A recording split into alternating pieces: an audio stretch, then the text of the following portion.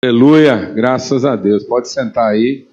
Eu não sei de você não, amado, mas eu tô assim, tô em estado de graça nessa tarde aqui, noite já. A gente começou aqui à tarde, é noite, e tô em estado de graça pela qualidade, assim, por estar vivendo esses dias.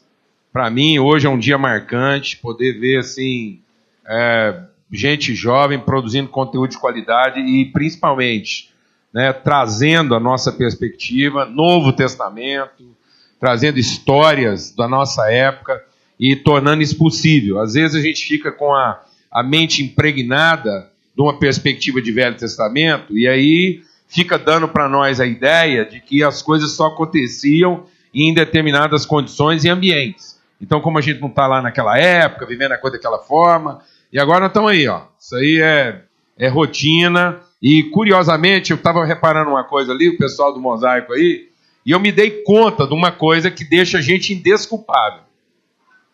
É que nós temos um funcionário público, nós temos um profissional liberal e nós temos um teólogo. Então não escapou ninguém. Não tem desculpa. Que às vezes a gente arruma uma desculpa. Porque no mundo profissional, o cara foi profissional lá e fez diferença. Matou o dragão do sistema. Falou, aqui não. Porque depois o outro fala, porque você não sabe como é que funciona a instituição, o sistema religioso, não dá para mudar, tem que enquadrar. O cara chegou lá e falou, aqui não.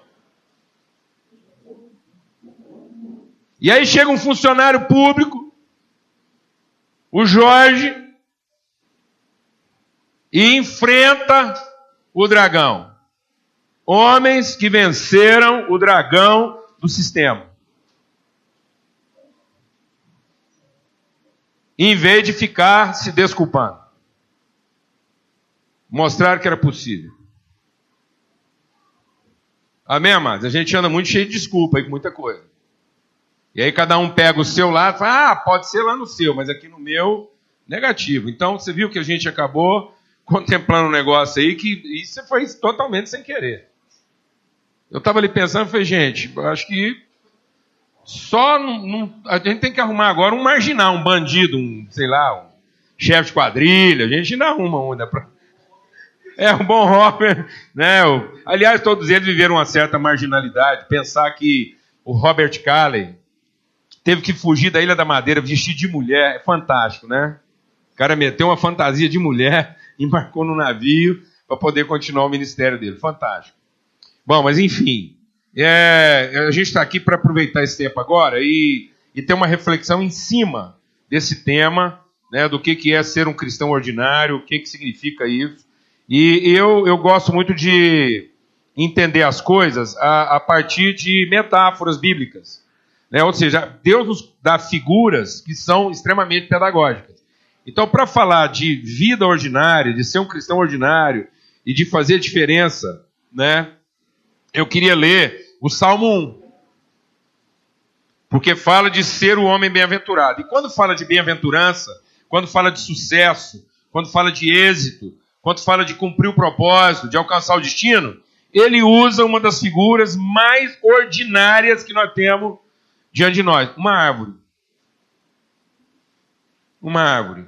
Não tem jeito de a gente ter uma figura mais simples, mais elementar, que pode nos inspirar a entender o que significa ser um cristão ordinário e, com isso, você ser uma pessoa de sucesso, que alcança o seu destino e cumpre o seu propósito. Então ele diz assim, felizes, bem-sucedidos, bem-aventurados são aqueles que não se deixam levar pelo conselho dos maus.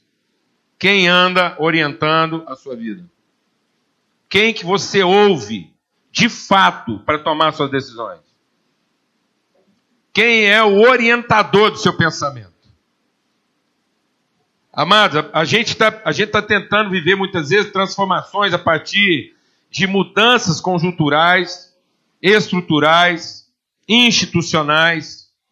A gente está tentando transformações a partir, mudanças a partir de mudança de comportamento. E, de novo, a palavra de Deus está dizendo, a reflexão começa o seguinte: quem orienta o meu pensamento? Quem te dá conselho? Depois diz assim, e que não seguem o exemplo dos que não querem saber de Deus. Quem te dá conselho? Quem te inspira na sua caminhada? Quem te inspira? Meu Deus do céu! Vou fazer essa pergunta baixo e devagar. Quem te inspira? Essa é uma pergunta séria. Porque eu vejo hoje a maioria dos cristãos tendo como modelo de sucesso gente que não serve para ser inspiração de uma ameba. Uma ameba estaria fracassada como ameba se seguisse o exemplo das pessoas que nós estamos querendo seguir hoje como modelo de sucesso. Uma ameba tinha que dar um tiro na cabeça se ela resolvesse ser uma ameba de acordo com aquele padrão. Ela tinha que pedir a morte. E nós vemos gente criada à imagem e semelhança de Deus para ser expressão das virtudes de Deus, olhando para essas pessoas e dizendo, não, esse é o cara que orienta a minha jornada, a minha caminhada. Olha aí, amados. Olha aí, vê hoje o que está inspirando a nossa juventude, como modelo de sucesso. Quem te dá conselho? Quem é seu exemplo? Quem te inspira? E terceiro, e que não se ajuntam com aqueles que zombam de tudo o que é sagrado. Quem são os seus parceiros de projeto? Qual é o seu ambiente relacional? Qual é o seu ambiente relacional? Eu não estou falando qual é o meu ambiente missionário. Eu frequento muitos lugares, convivo com pessoas, me relaciono com elas como desafio missionário. Eu quero saber a partir de que referência relacional o seu projeto de vida está sendo desenhado. Amém? Simples assim. Dava para parar aqui. Então aí agora ele vai usar uma figura. Ele diz assim, pelo contrário, o bem-aventurado, ele medita. O prazer dele está na orientação de Deus, e nessa orientação de Deus ele medita de dia e de noite. Deixa Deus ministrar o seu coração aqui. Sucesso, bem-aventurança, êxito, alcançar o destino, tem a ver com mente. Para com esse negócio dessa espiritualidade arrebatada que não se transforma em culto inteligente. Nós estamos produzindo uma geração de pessoas extremamente ligadas e impressionadas com vida devocional e litúrgica, mas que não pensam. E quem quiser experimentar a vontade de Deus tem que ser transformado pela renovação da sua maneira de pensar. Começa com o pensamento e agora ele vai dizer o seguinte: você quer ter sucesso? Medita, aprende a pensar. Ninguém vai ter mudança conjuntural, ninguém vai ter mudança estrutural, ninguém vai ter mudança institucional se ele não for transformado na sua forma de pensamento, a forma como os pensamentos dele são construídos. Meditação. Nós precisamos de uma juventude que volte a ter interesse pelo pensamento. Eu fico chocado como às vezes eu chego nos lugares e os caras falam assim: ah, sua mensagem é filosófica demais. Filosófica demais porque nós abandonamos a filosofia. Nós abandonamos a prática do pensamento. Porque nós queremos tudo instantaneamente. A gente quer tudo pronto. Então, você quer experimentar o poder de Deus na sua vida? Aprenda a pensar. Aprenda a pensar em Deus, aprenda a pensar no que Deus pensa, qual era a vontade dele, onde é que ele queria chegar e como é que ele organizou as coisas. Amém, mano? Jesus é salvador de almas e não de corpos.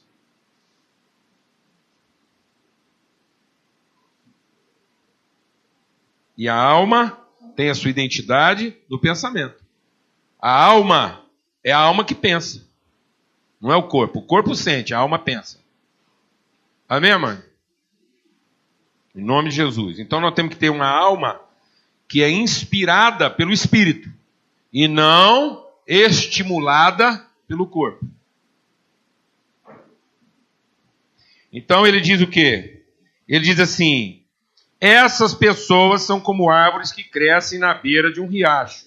Elas dão frutas no tempo certo, as suas folhas não murcham, e assim também tudo o que essas pessoas fazem dá certo. Meu Deus do céu, quem quer viver esse tipo de vida aqui? Se uma pessoa... Meu Deus do céu, isso é muito simples. O mesmo não acontece com os maus. Eles são como a palha que o vento leva. No dia do juízo eles serão condenados, ficarão separados dos que obedecem a Deus. Pois o Senhor dirige e abençoa a vida daqueles que lhe obedecem. Porém, o fim dos maus são a desgraça e a morte. O que é ser ordinário? Ser ordinário é ser pela ordem. É ser de acordo com a ordem estabelecida. Por isso que a palavra de Deus diz que o sucesso está em viver de acordo com aquilo que foi ordenado por Deus. Então ele está dizendo que o sucesso está em simplesmente ser conduzido de acordo com aquilo que já estava estabelecido. A primeira coisa que nós precisamos entender aqui é que nós vivemos um tempo em que existe a tirania do fracasso. Então fica parecendo que todo mundo é fracassado e que sucesso é uma coisa adquirida. Não, amado, as pessoas não são fracassadas, elas estão fracassadas. E elas estão fracassadas porque o pensamento delas deixou de ser orientado por Deus. Sucesso não é uma coisa extraordinária. Mediocridade é que é extraordinário. Não existe nada mais extraordinário do que um fracasso. Tanto é que quando Jesus encontrou uma videira que não produzia fruto, uma figueira que não produzia fruto, ele achou aquilo que, amado? Olha, uma figueira que não produz fruto é uma coisa o quê? Extraordinária. E o extraordinário tem que ser o quê? Eliminado. Você sabe o que é extraordinário? Câncer. Câncer é uma coisa extraordinária. Porque câncer é uma célula fora de ordem. E aí a gente agora vive a tirania do fracasso, como se extraordinário fosse ter sucesso. Não, mas não existe coisa mais ordinária do que o sucesso. Agora, por que nós fizemos a tirania do fracasso? Porque aí todo mundo tem que pagar pelo sucesso. E sucesso é uma coisa que só pertence àqueles que estão dispostos a pagar por isso. Nós criamos a elite dos bem-sucedidos, sendo que Deus fez todo mundo para ser bem-sucedido. Todas as pessoas podiam ser pessoas o quê? Sucesso. Deus fez você para funcionar. Não tem nada extraordinário nisso.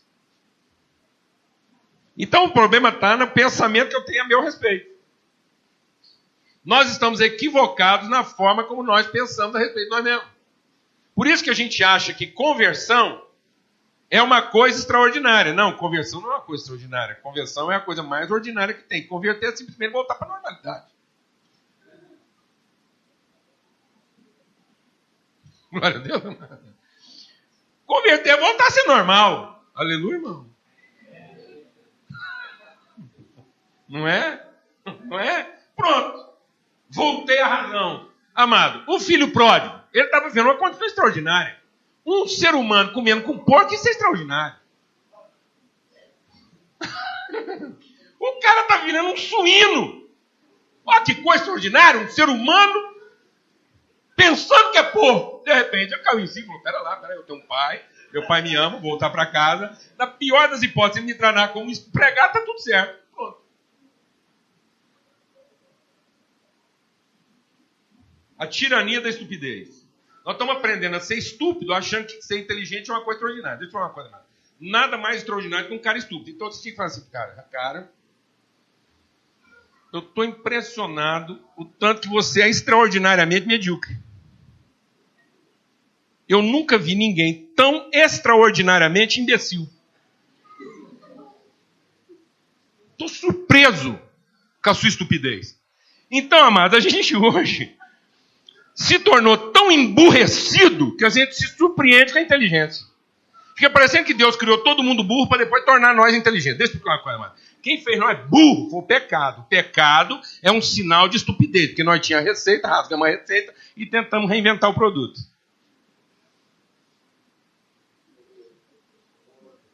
Então a gente só pecou porque primeiro se tornou burro. Você está entendendo o que eu estou falando? Então, o primeiro sinal da nossa estupidez foi o pecado. E o pecado é uma condição o quê? Extraordinária. Fica parecendo que ser santo hoje é extraordinário. Você viu tanto que a pessoa é boa? Não, mano. Se surpreenda com a maldade, nunca com a bondade. Nós tínhamos que ficar chocada de encontrar gente ruim, burra, sem revelação e dando errado. Amém? Fique surpreso toda vez que você der errado. Glória a Deus, irmão. Nós precisamos romper a tirania do fracasso, porque isso foi inculcado na nossa forma, na nossa vida, de tal maneira que nós estamos tendo que pagar pelo sucesso. É isso que o capeta quis, porque ele sabe tudo de comércio, então agora ele transformou o seu sucesso numa coisa que você tem que pagar por ela. Sendo que, amado, você pode ter sucesso sem ter que pagar por isso.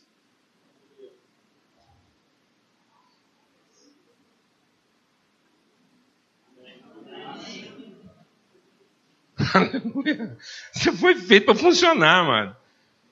Quem abriu a oficina foi o capeta, mano. Deus fez um trem com garantia vitalícia. Quem abriu a assistência técnica foi o diabo. Esse trem de assistência técnica, isso é coisa do capeta, mano. Nós fomos feitos para durar, para funcionar. Você está entendendo isso ou não? Amém?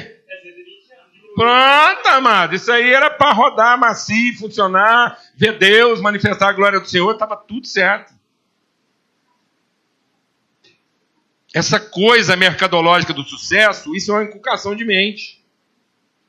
Fica parecendo que você foi punido com o fracasso e agora você tem que perseguir o sucesso. Não, amado, você foi abençoado com o sucesso e você está se punindo com o fracasso. Vou falar devagar.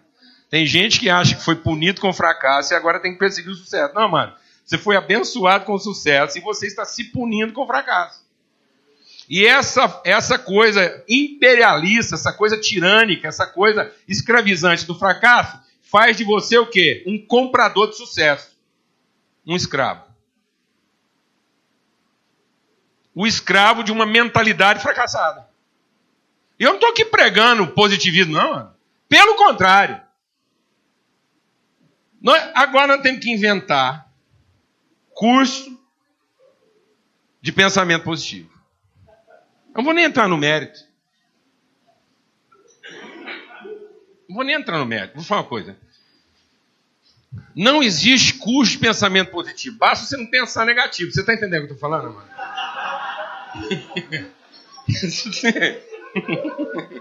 Seguinte, é simples assim. Se você for lá para a Bíblia e alimentar seu pensamento com aquilo que está escrito lá, não tem que fazer curso de pensamento positivo, não, mano.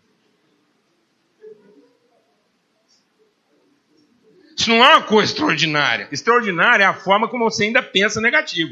E se você pensa negativo, é extraordinário, você ainda está fazendo opção pela ignorância. O que eu estou querendo dizer para você, amado, que dá mais trabalho ser medíocre do que ser bem-sucedido.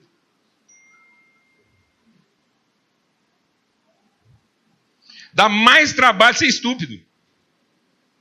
Porque ser estúpido é uma reinvenção. Ser estúpido é uma proposta que nós estamos tentando enfiar dentro do processo. Quem está entendendo o que eu estou falando aqui ou não? Pelo amor de Deus. Não deixe ninguém ficar fazendo comércio com a sua cabeça aí, não. Igreja, o que for, religião, empresa, o que for, essa coisa de que você é o burro. Você é o estúpido. Você é o pária. E alguém está te oferecendo aqui a receita do sucesso e você 10 passos para você ser bem-sucedido. Não, mano, isso é uma coisa. O caminho do sucesso, ele é uma direção. Ele não é uma metodologia. Entendeu isso? É uma orientação. Então, nós precisamos entender o privilégio de sermos ordinariamente bem-sucedidos. E deixarmos de ser extraordinariamente fracassados. Então para de perseguir as coisas o quê? Extraordinárias. Porque nada está mais pela ordem de que você funcione. Deus ordenou a sua bem-aventurança. Deus determinou que todo homem que seguisse sua orientação, aqui não está falando aqui, ó, pois o Senhor dirige e abençoa a vida daqueles que andam segundo a sua orientação. Esse estresse, esse questionamento, essa ansiedade, isso decorre dessa tirania do fracasso. De que nós estamos tentando produzir nossa própria mudança. Do jeito que o evangelho foi compartilhado, fica parecendo que nós estamos tentando, nós somos responsáveis por produzir a mudança. Não, nós não somos responsáveis por produzir a mudança. Nós só temos que parar de tentar produzir a mudança. E deixarmos ser orientados por aquilo que já está estabelecido e direcionado, que vai dar certo. Amém? Você foi desenhado, por mais que você acredite que não, você foi desenhado para funcionar direitinho. Às vezes você não gosta muito da sua aparência, mas com aquilo que Deus planejou para você, é desse jeito que vai dar certo, entendeu? Não estou falando não. Amém? Não estressa não, que vai dar certo. Então, a mediocridade não é uma condição, é um estado. Então, a mediocridade é extraordinária. Dá trabalho ser medíocre. Olha, gente, o cara teve que trabalhar muito para ser fracassado. Você está entendendo o que eu estou falando? Ele teve que desobedecer muito, ele teve que errar muito, ele teve que insistir muito. É uma canseira ser fracassado. Ser bem-sucedido, easy. Fácil. É só ir no vento. É só ser orientado pelo Espírito Santo. E mesmo nas situações que você acha que vai terminar em fracasso, Deus levará a bom termo tudo aquilo que diz respeito a você. Ele é o garantidor do seu sucesso. Pronto. Eu só tenho que seguir orientação. E aí eu queria terminar, concluindo essa parte aqui, fazendo uma diferença clara entre lei e ordem. Que eu acho que nós estamos fazendo uma confusão aí. Ordem não é lei, lei não é ordem. A lei só existe por causa da desordem. Então a lei não traduz a ordem. A lei é um tutor para que a desordem não fique ainda maior. Então a lei não estabelece a ordem. A lei contém a desordem até que a ordem se estabeleça. Quando a ordem se estabelece, nós não precisamos mais da lei. Então a lei é uma prática litúrgica para que a desordem não fique maior. Porque a ordem não se estabelece no regulamento. A ordem se estabelece na consciência. Porque nós não temos consciência de ordem, nós precisamos de uma lei que nos contenha. Mas se a gente tivesse uma consciência de ordem, não precisava de lei. Por isso que o cumprimento da lei não está na regulação, está na consciência. Por isso que espiritualidade é uma coisa do pensamento. Se eu entender que eu sou feito de amor, que sou feito para amar, eu não preciso de lei. Porque eu tenho algo que supera a lei. Mas enquanto eu não tenho consciência de que eu sou feito de amor, e que minha ordem é amar, eu preciso de uma lei que segure a minha desordem. Porque sem a lei, a desordem seria grande demais.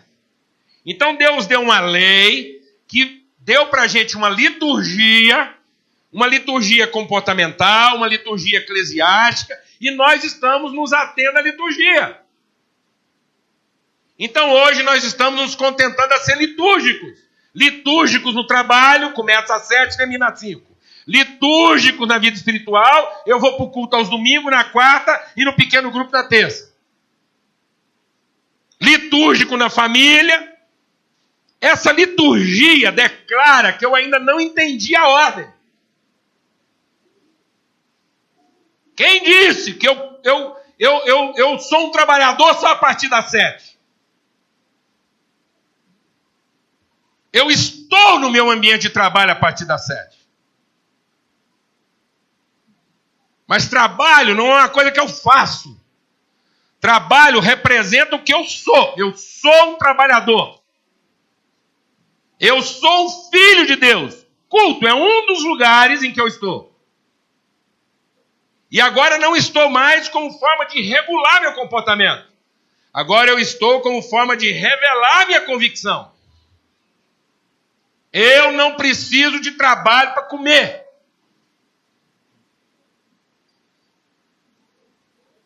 Trabalho é a forma digna com que eu gero e produzo alimento.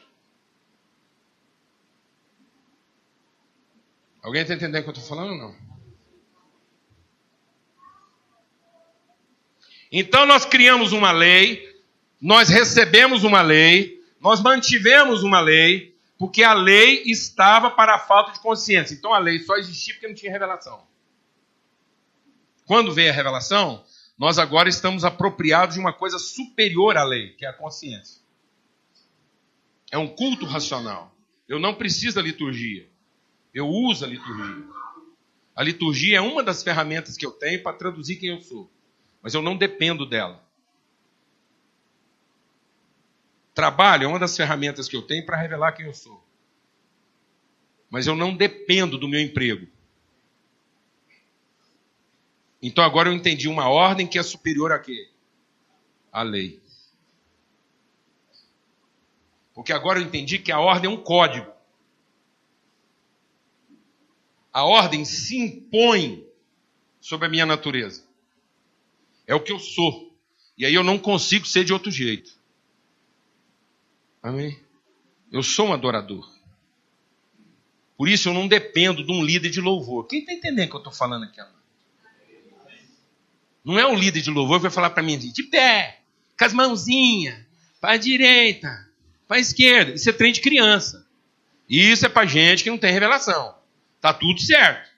Então se tem alguém no meio que não tem revelação, a gente orienta a coreografia. Mas caso contrário, está tudo certo. Ficar todo mundo sentadinho também, nós podemos ter um culto maravilhoso, arrebatado. Glória a Deus, irmão.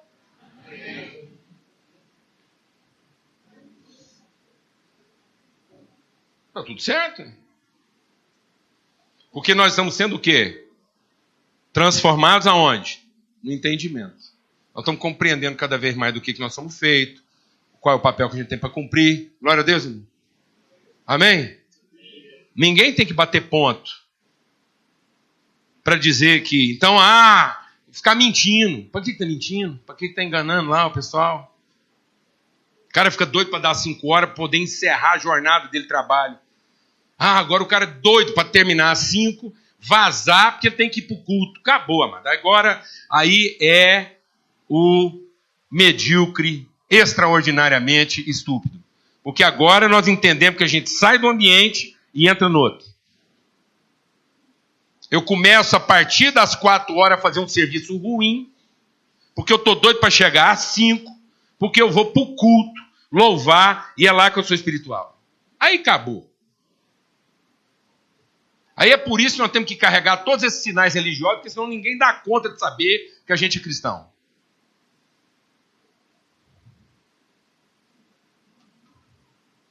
Aí nós temos que conviver com o extraordinariamente estúpido.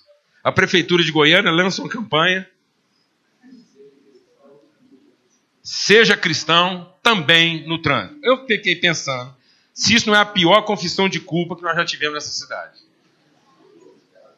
Fazer uma mensagem para cristão. Ou seja, o governo está assumindo que majoritariamente o problema da cidade está relacionado à maioria da sua população, que é cristã. Por que não mandaram essa mensagem? Eu até me surpreendi, por que não mandaram essa mensagem para os macumbeiros, já que a gente acha que é alguém demoniado?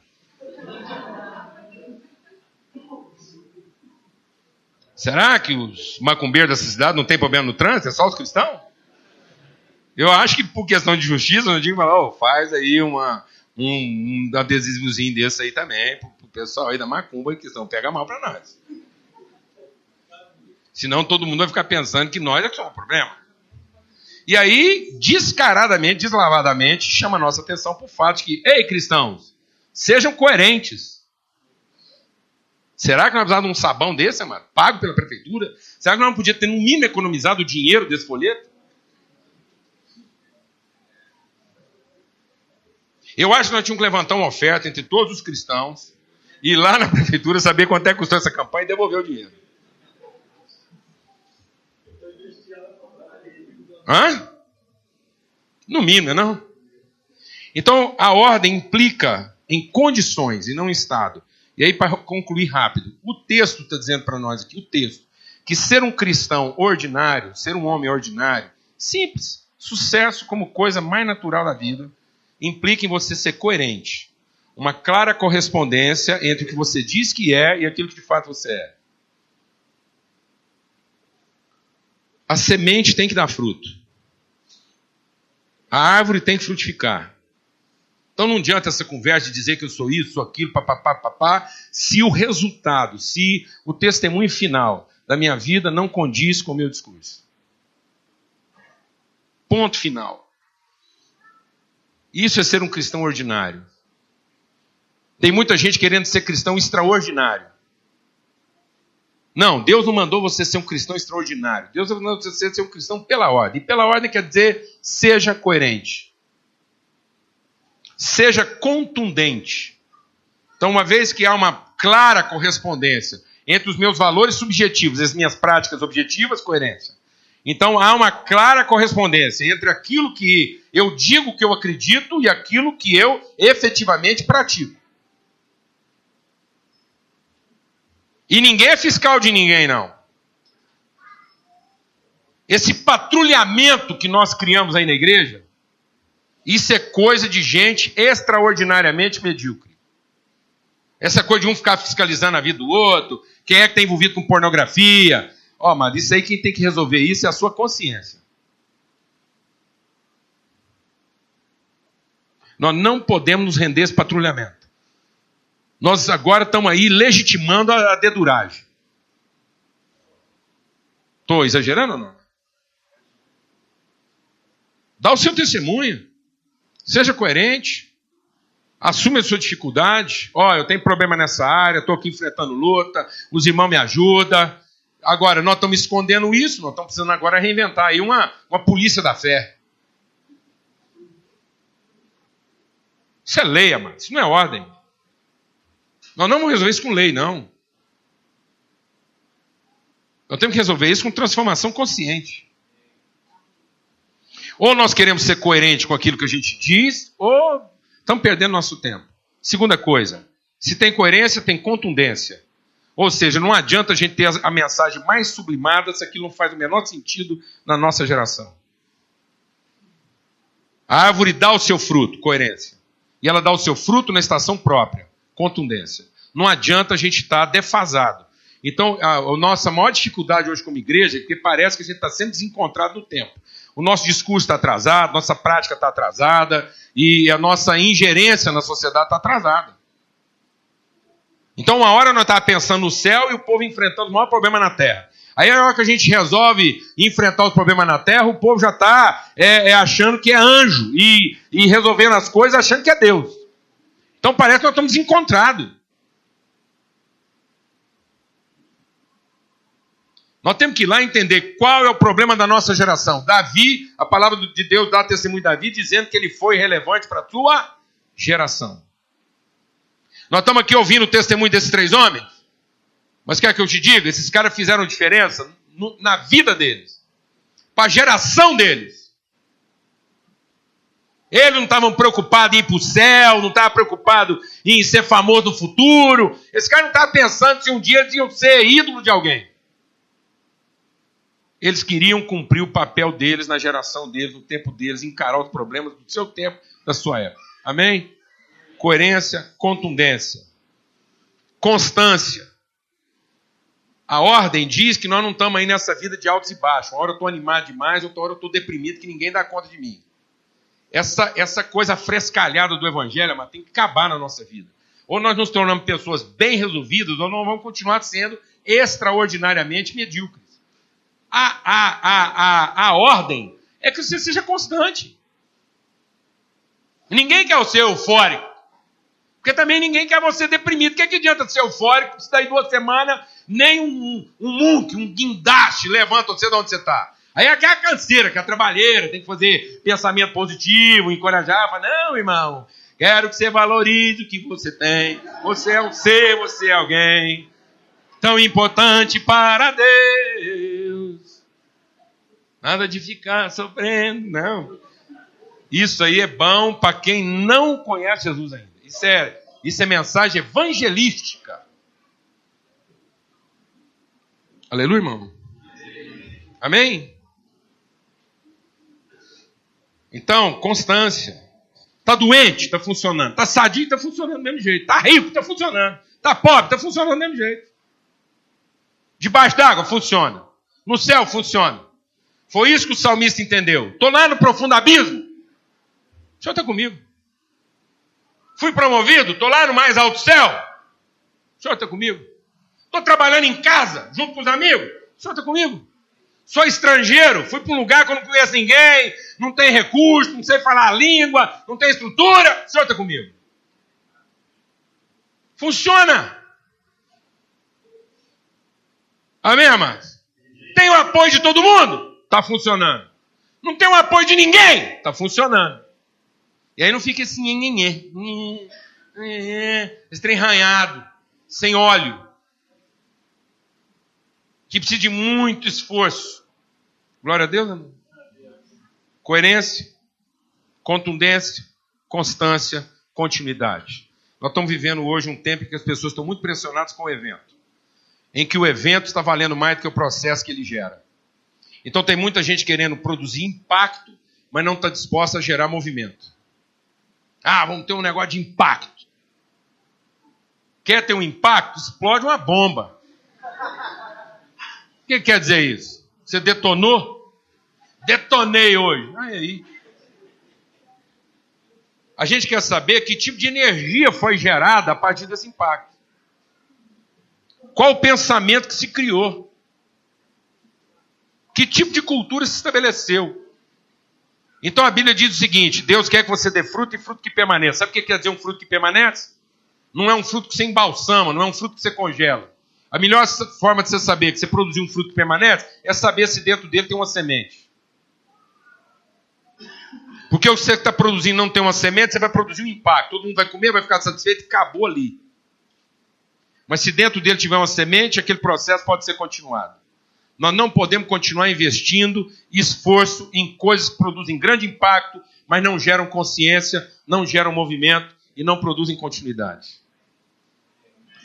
Isso, meu irmão, está pela ordem. É assim que funciona. E eu não tenho que ficar reinventando nem com crise. Se a gente simplesmente se submeter, se dispuser, colocar nossa vida em Deus, é sucesso para todo mundo. O casal que serviu de porta de entrada para o Salvador da humanidade, o homem era um carpinteiro. Sabe o que quer dizer isso? Que ele não tinha intelectualidade para se meter a escritor, pregador ou mestre. O fato dele ser carpinteiro significava que ele não tinha dons artísticos a ponto de se meter a produzir arte, música ou inspiração. Sabe o que significa? Que José não tinha outra habilidade senão a condição de um trabalho tosco, braçal e rude. Sabe o que esse homem marcou a história? Porque ele ouviu Deus, não resistiu e fez o papel dele e foi ordinário.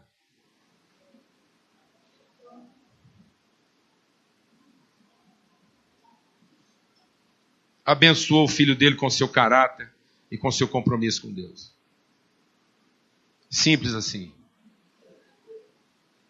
Essas ambições hoje humanas, esses pensamentos de sucesso, esse padrão de sucesso estabelecido, isso mostra o tanto que nós estamos refém de uma tirania de fracasso. As pessoas são levadas a pensar que são fracassadas e que precisam subir a escala do seu sucesso, e para isso, se precisa, elas têm que vender a alma. Não, amados. Simples assim, você não tem que vender a alma, você não tem que pagar pedágio, você não tem que comprar, você tem que ser simples de coração, Entender que Deus talhou você para ser bem-sucedido na forma como Ele te fez e com os dons que Ele já te deu.